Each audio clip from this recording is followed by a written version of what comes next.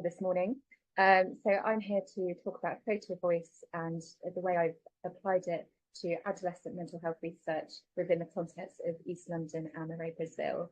I'll also be talking about some of the findings produced from those studies, and just to warn people that some of the themes orientate around sexual violence, so just a bit of a trigger warning there for people.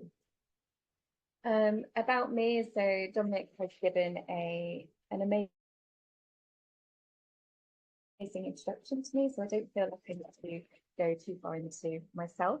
But on the top left is a picture of a local beach. That's where I'm from, which is Falmouth, Cornwall in England. As Dominic mentioned, I'm a nurse and I've mostly worked in emergency departments in the UK, including London and here in Cornwall. And I've included a picture of my local hospital there. So why these studies and why photovoice? So we know that adolescents are susceptible to mental health problems, and that the World Health Organization recognized adolescent mental health as a global health issue. We know that populations living in East London and informal settlements, including favelas, are facing particular vulnerabilities that are likely to make them more susceptible to mental health issues. And some of those vulnerabilities include increased rates of crime and poverty and austerity. Despite these vulnerabilities and the high rates of mental health issues that belong in a certain context, such as East London and informal settlements in Brazil, communities and particularly adolescents are underrepresented in mental health research. So I really wanted to address this gap. So I set about doing some mental health research with adolescents from contexts including East London and Moray, which is a collection of 16 favelas on the outskirts of Rio in Brazil. And I had to use a method that was going to be engaging and novel, because we know that adolescents often find traditional research methods boring and dull and intimidating. So I came up with the idea of using photovoice. Photovoice is a method that was developed in the early 90s by Wang and Burgess, and it was created to explore the lived experiences of Chinese women who were considered vulnerable. And it works by combining photography and narrative. And I've added on this slide here on the right-hand side an example of some of the data that's produced by photovoice. So you can see there the kind of visual and the narrative element. And just recapping on my PhD aims to explore the feasibility and acceptability of using photovoice within adolescent mental health research within the context of East London and Moray Favela. So our approach to photovoice studies conducted in these two areas, they both used an interpretivist philosophy, and that philosophy really appreciates that reality is produced from a variety of different perspectives. You know, there's not just one single reality, and it's very much dependent on context and time. And our approach used a social determinants lens, and we recognise that health is influenced by wider things beyond our biology, and that can include our friends and our family, our living and working conditions, and the kind of broader social, political and economic environment that we're interacting with. We used an inductive approach throughout the two studies, and we also used a qualitative strategy. So we were very much interested in exploring people's experiences and hearing their stories. And we chose those strategies and those approaches because these studies were the first of their kind, so they had to be explorative. So qualitative approaches really lended itself there. We used a community-based participatory research methodology for both the studies. And this was really appropriate given that photovoice emphasizes participation from participants. So it kind of married up together and reflected the general use of photovoice. We collected data over 3 different time points across the 3 to 4 week period across the 2 studies. And the data we collected included narrative and photographic data. So examples included photos, captions, a recording of the focus group, and my own field notes and observations. And data was analysed using content analysis and reflexive thematic analysis. And we'll kind of explore the stages of the research a little bit later. In terms of dissemination, so there was different ways we disseminated information. At the end of the project, adolescents discussed their experience of photovoice and their findings to a group of individuals in Brazil.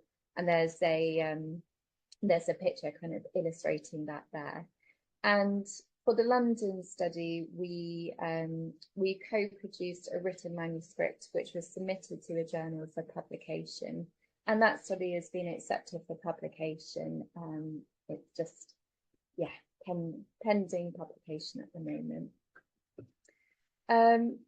And to make sure we were in alignment with our methodology, which really emphasised participation, we made sure that our theoretical framework and our methodological decisions were underpinned by suggestions from adolescents who had engaged in the design of our research protocols.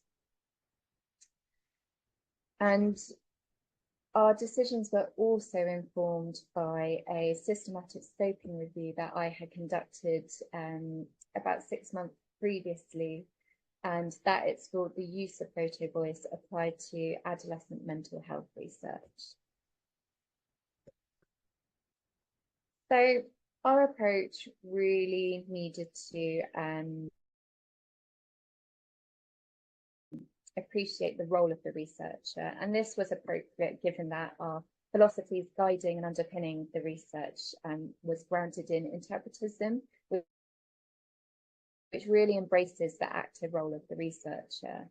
And it was really important that the main researchers within the studies kind of examined their own identities and how they influenced the research process. On the screen there is my own social identity map and how those positions and identities kind of play out in my life. And I'll just give an example of how one of my identities has potentially shaped the research in Brazil. So I am English, and my country has a history of colonial rule. So going out to Brazil and conducting research as a white English woman with that kind of history of my country could have potentially impacted upon the adolescents living in Brazil, a country that was previously colonized by a European country. And just those identities were really important to kind of call out and address and be transparent about, because it may have affected power dynamics, the ability to gain trust, and the way in which participants communicated with me throughout the study. So throughout both studies, we engaged with local gatekeepers, and they were really instrumental in giving us access to adolescents who we were able to contact via email, recruiting them into opportunities to design our research protocols and engage in the actual study. For London, we closely worked with Future Leaders, who are a a leadership program based in East London who empower underrepresented youth within that area. And in Brazil, we work closely with Register Maré, who are a civil society institution which produces knowledge on behalf of Maré residents, and also working closely with People's Palace Projects, which is an arts research centre focusing on addressing social and climate injustices through the use of art. And I'm just going to pause to have a sip of water.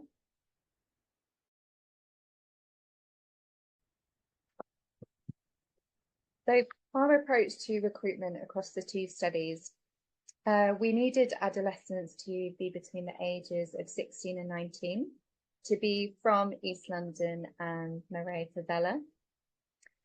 They had to be able to provide parental consent and also give us their assent. They had to be proficient in the dominant language spoken in their country. So obviously for England, that was English, and in Brazil, that was Portuguese. They had to have had a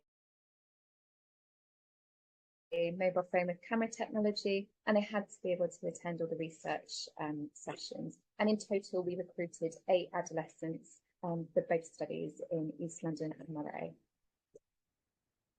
So the research stages, there were multiple stages throughout this research that was spread across a 3 to 4 week window. So the first session was an introductory session where we met up with the adolescents, either online or in person. We shared a meal.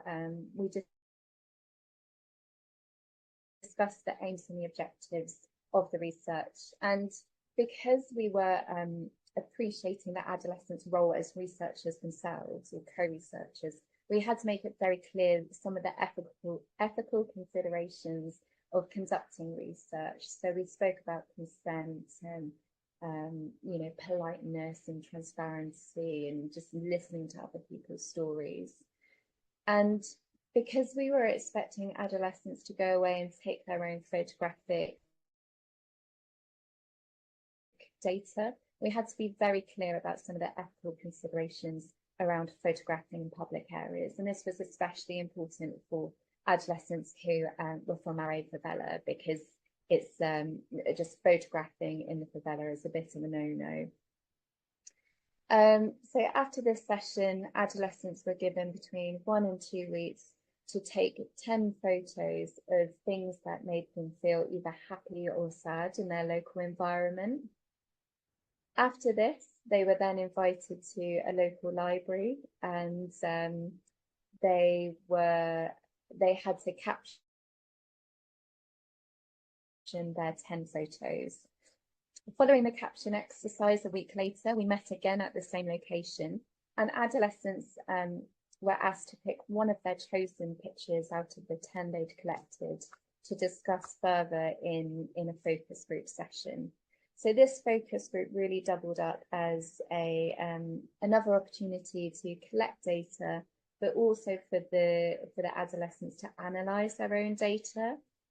And we used a framework during the discussions of the photographs, which is called the SHOWED framework. And that asks 5 questions. What do you see here? What is happening? How does this relate to our lives? Why does this condition exist? And what can we do about it? And at the end of every picture, adolescents were given the opportunity to really kind of explore the photo further. Following this, all the data was analysed using reflective thematic analysis. And that was an iterative process for both the studies, which took several months. Adolescents were engaged with this process, so they had our themes. We had a meeting to discuss the themes we'd produced, just to make sure that our understanding of the findings kind of reflected the stories that they wished to tell. All in all, the process across the studies did run smoothly. However, our Brazil study was delayed by 1 week because there was armed police operations in the favela, which meant that we couldn't access the site. we couldn't do our initial introductory sessions. So we had to kind of delay things and move things around a bit. And on the slide there, you can see it's a screenshot of an Instagram post posted by Hedges de Moray, our partnering organisation, who released public service announcements warning against those police operations. So on to our findings. So across both studies, we managed to recruit a variety of adolescents across different demographic profiles. And this possibly reflects the broad inclusion criteria that we had for our studies. And it may reflect some of the mechanisms within photovoice, which, which typically engage communities considered marginalised. And the next sections will discuss some of the themes produced from those studies with direct quotes to help support the themes. So focusing on the London photovoice study, there were 4 themes that were produced from the study, and they mostly relate to nature and the built environment. So the first theme is called Nature Coexists Within the Urban Environment, but its provision is precarious. And I have an illustrative quote here saying, encourage people to just look at the beauty around them, because it's not always going to be around you. The second theme produced from the research is called Nature Mediates the Effect of Stress and the Urban Environment that only offers a partial escape. And the illustrative quote reads, what's happening is that somebody just wants to escape their mundane life and they need to see something more beautiful. And so they watch the sunset, which is quite stunning. The third theme is called The Urban Environment Imposes, Inspires, and Represents Accessibility. Seeing these tall buildings gave me inspiration and ambition for the future as I wish to one day work in one of those buildings. And the fourth and final and quite tragic theme produced from the London Photovoice study is called Maintained Areas Are a Utopia, Too Good for East London. And the quote there reads, this is the White Horse pub.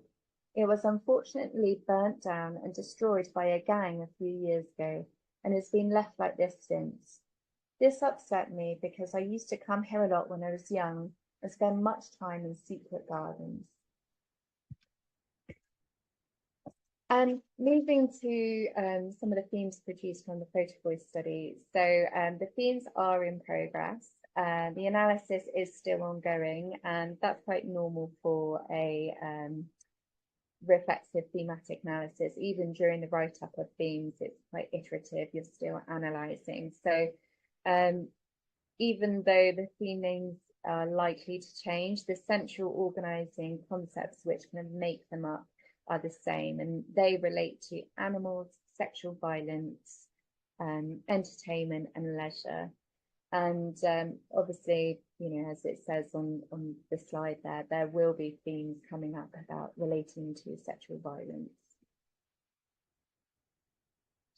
So the first provisional theme at the moment is called Animals Evoke Love, Joy and Belonging in Adolescents who often experience estrangement from their family.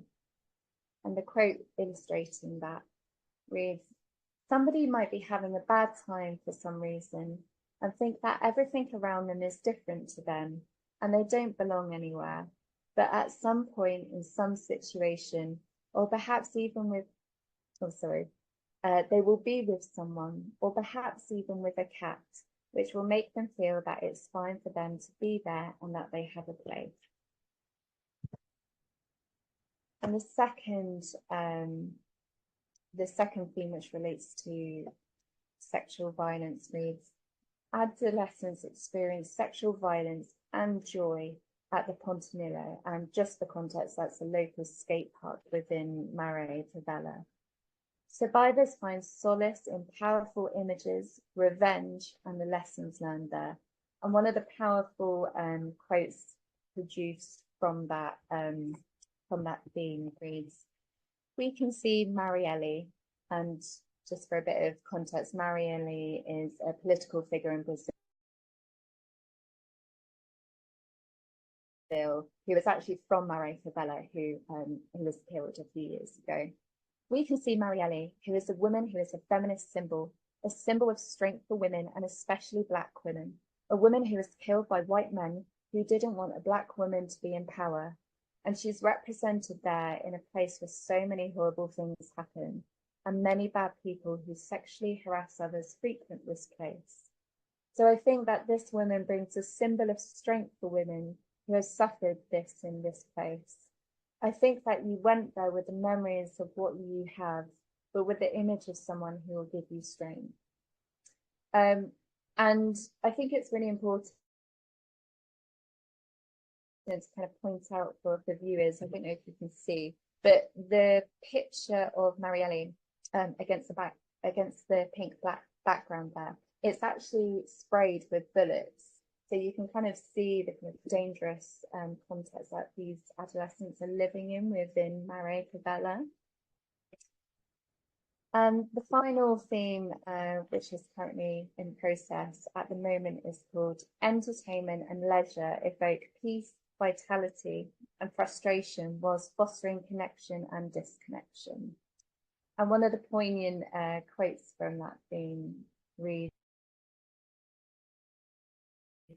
"Ubanda, place of worship." And Ubanda is a kind of hybrid religion. It's Catholicism and an old school African religion that have kind of combined together to create this religion that is practiced in Brazil.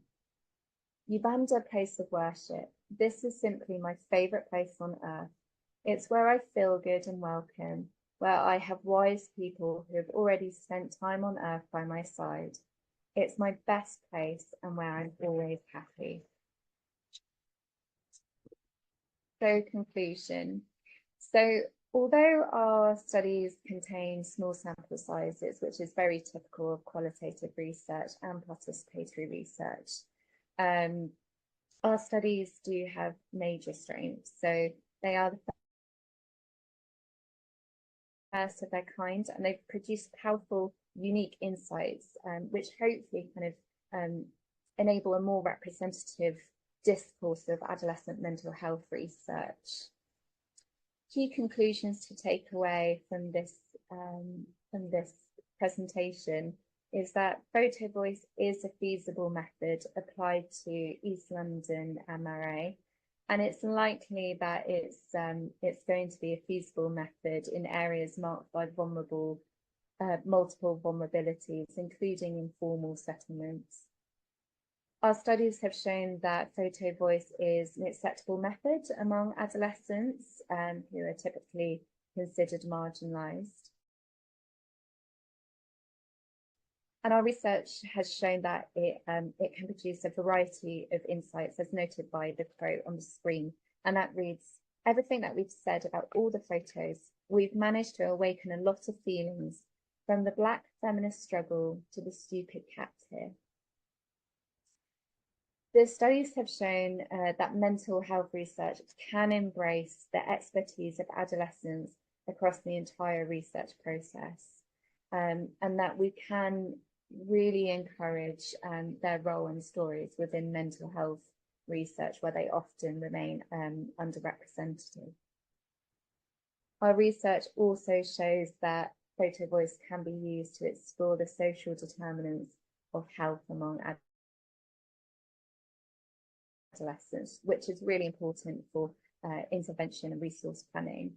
And I think finally, and most importantly, is that our studies have shown that photo voice applied to adolescent mental health research can produce findings that are powerful, metaphorical, symbolic, and can really be used to explore sensitive topics, including exploration around individuals' experiences of sexual violence. So thank you so much for listening to my presentation, and hopefully you consider photo voice going forward as a potential tool for your research projects. I will be at the University of Alberta from next Monday. So if anyone does want to grab a coffee and have a chat in person, I'd be really keen to meet with you and discuss.